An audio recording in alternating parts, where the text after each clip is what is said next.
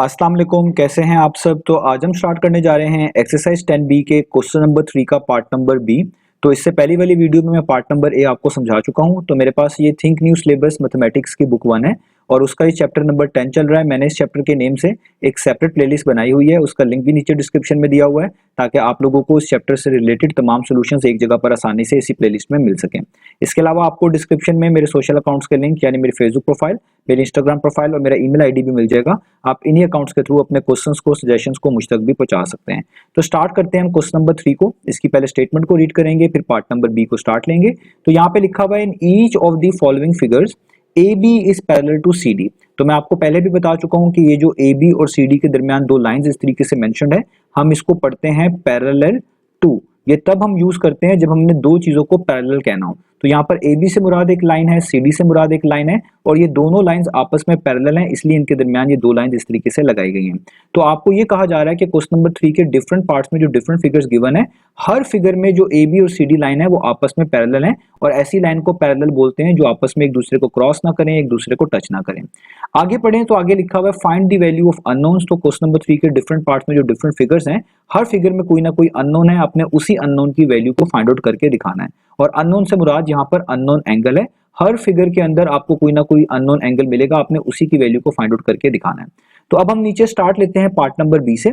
तो part number B में जो फिगर गिवन है वो आपको स्क्रीन पर बनी हुई नजर आ रही है। हम पहले इस फिगर को अच्छे से समझते हैं कि कौन सी लाइन इसमें पैरेलल है, कौन सी लाइन इसमें ट्रांसवर्सल का रोल प्ले कर रही है, और फिर बड़ी आसानी से हम यहाँ पर ट्रांसवर्सल की प्रॉपर्टीज को यूज करके इन मिसिंग जो है अननोन एंगल्स को फाइंड आउट कर लेंगे। तो अगर आप फिगर को देखें, यहाँ पर ये एक लाइन ए बी आपको बनी हुई नजर आ रही है जिसपे ये एरोहेड लगा हुआ है और इसके बिल्कुल नीचे ये सी डी लाइन नजर आ रही है, इस पे भी एरोहेड लगा हुआ है। तो ये एरोहेड शो कर रहा है कि दोनों लाइंस आपस में पैरेलल हैं, एक दूसरे को ये कभी भी टच करने वाली नहीं है, क्रॉस करने वाली नहीं है। इन्हीं का जिक्र ऊपर स्टेटमेंट में भी किया जा चुका है। अब आप देखें इन दोनों लाइंस को एक लाइन ये क्रॉस करके गुजर रही है जिसका नाम है पी क्यू। तो पी क्यू ने इस ए बी लाइन को इस पर्टिकुलर पॉइंट पे क्रॉस किया और सी डी लाइन को इस पर्टिकुलर पॉइंट पे क्रॉस किया। तो ये ऐसी लाइन जो किसी दो या दो से ज्यादा लाइंस को इस तरीके से क्रॉस करके गुजरती है अलग अलग पॉइंट्स पर, इसी को बेसिकली हम ट्रांसवर्सल बोलते हैं। तो ये पी क्यू जो है बेसिकली हमारे पास ट्रांसवर्सल का रोल प्ले कर रही है। तो आपके पास कोई दो या दो से ज्यादा लाइंस हो, चाहे वो पैरेलल हो या पैरेलल ना हो, कोई भी लाइन उनको इस तरीके से अलग अलग पॉइंट पर क्रॉस करके गुजरेगी तो हम उस पर्टिकुलर लाइन को ट्रांसवर्सल ही बोल रहे होते हैं। बस फर्क ये पड़ता है कि जब ये ट्रांसवर्सल किसी पैरेलल लाइंस को क्रॉस करके गुजरती हैं, जैसे हमारे पास ये ए बी और सी डी लाइन पैरेलल है, तो यहाँ पर जो एंगल्स बनते हैं उनमें कुछ एंगल्स आपस में इक्वल आते हैं। उन एंगल्स के डिफरेंट नेम है, उनकी डिफरेंट प्रॉपर्टीज हैं जो मैं आपको क्वेश्चन नंबर 1 में भी और 2 में भी समझाता आ रहा हूँ। ठीक है, तो अब हमने यहाँ पर इसी ट्रांसवर्सल की प्रॉपर्टी को यूज करते हुए ये जो मिसिंग वैल्यूज हैं उनको फाइंड आउट करना है। अब आप देखिए जो ट्रांसवर्सल बना हुआ है पी क्यू, इसने जहां पर ऊपर ए बी वाली लाइन को क्रॉस किया इस पर्टिकुलर पॉइंट पे, यहाँ पे आमने सामने दो वैल्यूज लिखी हुई हैं, 2d डिग्री और 7c डिग्री। इसमें d डिग्री भी अननोन है, इसकी वैल्यू नहीं पता, c डिग्री भी अननोन है, इसकी वैल्यू भी नहीं पता, ये हमें फाइंड आउट करनी पड़ेगी। और इसी ट्रांसवर्सल से अगर आप नीचे जाएं जहां पे ट्रांसवर्सल ने सीडी लाइन को क्रॉस किया है, टच किया है, तो यहां पर एक एंगल 140 डिग्री मेंशन्ड है। तो ये हमें एंगल बता दिया गया है। 2d और 7c में जो d और c डिग्री हैं ये दोनों अननोन है, इनकी वैल्यूज हमने फाइंड आउट करके दिखानी है। तो आइए हम इसी फिगर को यहाँ पर बना लेते हैं समझने के लिए, ताकि हम आसानी से बता पाएं कि कौन से हम एंगल्स किस तरीके से फाइंड आउट कर सकते हैं। तो पहले मैं ये पैरेलल लाइन ड्रॉ करता हूँ। तो ये मिसाल के तौर पर हमारी पहली लाइन है जिसका नाम ए बी रखा गया फिगर में, और इसी के नीचे एक दूसरी लाइन ड्रॉ कर लेता हूँ जिसका नाम है सी डी, और ये दोनों आपस में पैरेलल हैं तो इनके ऊपर इस तरीके से मैं एरोहेड भी लगा रहा हूँ। अब बिल्कुल यही सेम ट्रांसवर्सल पी क्यू मैं यहाँ पर बना लेता हूँ। ये मैंने देखिए यहाँ पर बना लिया, ये हमारे पास है P और ये दूसरा इंडेक्स का Q, ये एक हमारे पास ट्रांसवर्सल है। तो सबसे पहले आप देखिए यहाँ पर 7c डिग्री एक एंगल जो है मेंशन किया गया है जो कि इस AB लाइन के नीचे बन रहा है इस तरीके से, जहां पे मेंशन कर रहा हूं, और इस ट्रांसवर्सल के साथ कनेक्टेड है। और इसी ट्रांसवर्सल के इस सेम साइड पर रहें तो CD लाइन जो आती है इसके नीचे भी एक एंगल बन रहा है जो कि है 140 डिग्री। अब आप देखें इन दोनों एंगल्स के अंदर कुछ इंपॉर्टेंट चीजें हैं और उन इंपॉर्टेंट चीजों को देखकर हम इनको कॉरेस्पॉन्डिंग एंगल कह सकते हैं। मैंने आपको अभी पिछले पार्ट में बताया है कि ऐसे एंगल जो सेम ट्रांसवर्सल के साथ कनेक्टेड हो, देखिए 7c भी इसी PQ ट्रांसवर्सल के साथ कनेक्टेड है, 140 भी इसी PQ ट्रांसवर्सल के साथ कनेक्टेड है। इसके अलावा वो सेम साइड पर हो, 7C भी इस ट्रांसवर्सल के राइट साइड पर है और 140 भी इस ट्रांसवर्सल के राइट साइड पर है। इसके अलावा वो दो अलग अलग पॉइंट्स पे एंगल होने चाहिए जहां पर वो ट्रांसवर्सल इन दोनों लाइंस को अलग अलग कट करके गुजर रही होती है। तो देखें इस ट्रांसवर्सल PQ ने AB को इस पॉइंट पे क्रॉस किया तो यहाँ पर ही 7C लिखा हुआ है, दूसरी जगह पर जहां पे CD लाइन को क्रॉस किया तो वहीं पे 140 डिग्री लिखा हुआ है। और आखिरी चीज, ये जो 7C डिग्री है ये इसी ट्रांसवर्सल के साथ कनेक्टेड होने के साथ साथ इस AB लाइन के बिल्कुल नीचे बन रहा है और इसी साइड पर रहते हुए ये 140 डिग्री भी इसी सेम ट्रांसवर्सल से कनेक्टेड है और इधर CD लाइन के नीचे बन रहा है। तो ऐसे एंगल जो सेम साइड पर हो, सेम ट्रांसवर्सल के साथ कनेक्टेड हो, अगर एक लाइन के नीचे बन रहा हो उसके बिल्कुल सेम साइड पर रहते हुए दूसरा भी लाइन के नीचे बन रहा हो, इन्हीं को हम कॉरेस्पॉन्डिंग एंगल्स बोलते हैं और ये हमेशा इक्वल होते हैं। तो अब आप यहाँ पर फिगर में देख सकते हैं कि 7C डिग्री और 140 डिग्री एक दूसरे के लिहाज से कॉरेस्पॉन्डिंग एंगल बनते हैं क्योंकि ये सेम ट्रांसवर्सल PQ के साथ कनेक्टेड हैं, सेम साइड पर हैं, ये भी AB लाइन के नीचे बन रहा है और ये 140 भी CD लाइन के नीचे बन रहा है। तो आप यहाँ पर सोल्यूशन में लिख सकते हैं कि हमारे पास जो 7C डिग्री है वो बेसिकली इक्वल होना चाहिए 140 डिग्री के क्योंकि ये कॉरेस्पॉन्डिंग एंगल है। और आगे आपने इस रीजन को इस तरह मेंशन करना है, ये हम लिखेंगे C और RR डॉट, इसका मतलब कॉरेस्पॉन्डिंग, आगे ये एंगल्स, आगे कॉमा, और ये किन दो लाइंस के दरमियान बन रहे हैं जो कि पैरेलल थी AB और CD, तो आप ये भी आगे मेंशन करेंगे AB पैरेलल टू CD और यहाँ पे ब्रैकेट क्लोज कर देंगे।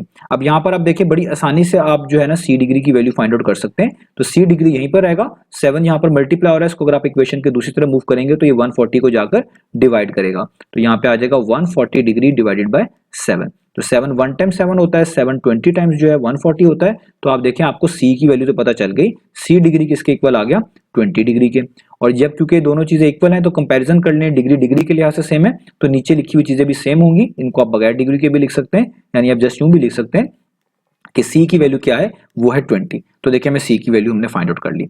अब हमने जब C की वैल्यू फाइंड आउट कर ली कॉरेस्पॉन्डिंग एंगल के कंसेप्ट से, अब हमने देखना है कि जी D की वैल्यू क्या होगी। तो उसके लिए मैं यहाँ पर ये वर्किंग जो है रिमूव करता हूँ ताकि आपको कोई कंफ्यूजन ना आए।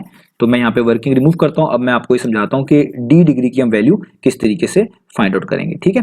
तो अब मैं यहाँ पर दोबारा से जो है ना ये दोनों लाइन्स बनाता हूँ। मिसाल के तौर पर ये हमारी पहली लाइन AB, ठीक है, दोबारा से बना रहा हूँ, और ये हमारी इसके पैरेलल लाइन CD, ठीक है, यहाँ पे ये हमारी पैरेलल लाइन CD, और ये हमारा क्या है, ट्रांसवर्सल, जिसका नाम क्या था, P, और यहाँ पे था Q, ठीक है। और इस PQ जो ट्रांसवर्सल है इसने इस AB लाइन को इस पर्टिकुलर पॉइंट पे क्रॉस किया था, टच किया था, और यहाँ पर दो एंगल आमने सामने लिखे हुए हैं, एक है यहाँ पर जिसका नाम है 2D डिग्री और एक है यहाँ पर जिसका नाम है 7C डिग्री। आप ये एग्जैक्टली सेम टू सेम यहाँ फिगर में देख सकते हैं, ठीक है।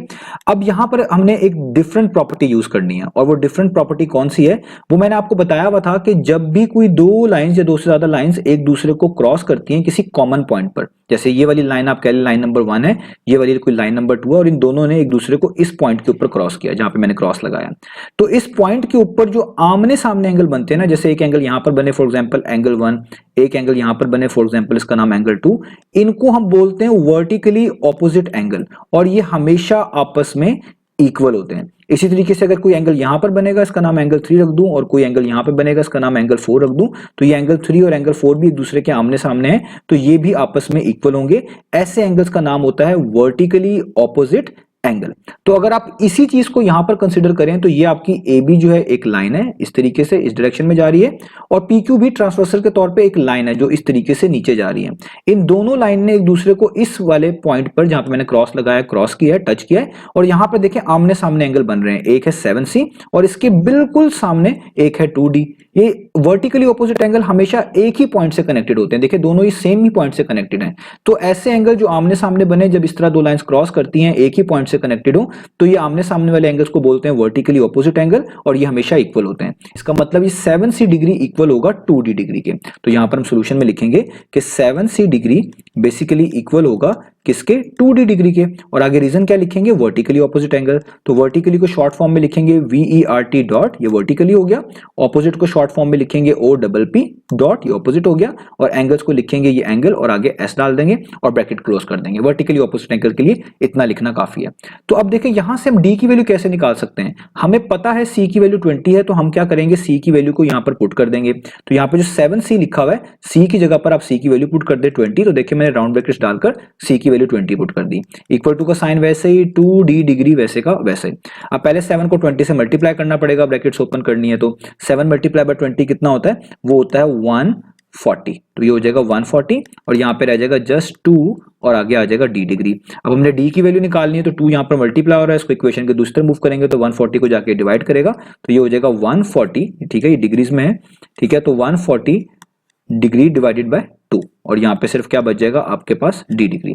अब आप यहाँ पर बड़े आसानी से सॉल्व कर सकते हैं, 2 1 टाइम्स 2 होता है और 2 70 टाइम्स 140 होता है, तो 2 ने वहां जाके 140 को डिवाइड किया और 140 डिवाइडेड बाय 2 होता है 70, तो d डिग्री की आपके पास वैल्यू आ गई 70 डिग्री। क्योंकि ये दोनों इक्वल हैं, कंपैरिजन कर लें, डिग्री डिग्री के लिहाज से इक्वल है तो डिग्री के बगैर भी आप इनको इक्वल रख सकते हैं, तो d की वैल्यू किसके इक्वल आ गई आपके पास 70 के। तो देखिए हमने दोनों अननोन की वैल्यूज फाइंड आउट कर ली, एक है वैल्यू d की 70 और एक है वैल्यू c की 20 और एक हमने कंसेप्ट यूज किया कॉरस्पॉन्डिंग एंगल्स का और दूसरी हमने ये आप कह लें कंसेप्ट कह लें प्रॉपर्टी कह लें यूज की है वर्टिकली ऑपोजिट एंगल्स की। तो उम्मीद है आपको ये वाला पार्ट भी समझ आ गया होगा। अब हम इसकी नेक्स्ट वीडियो में इसका नेक्स्ट पार्ट करेंगे।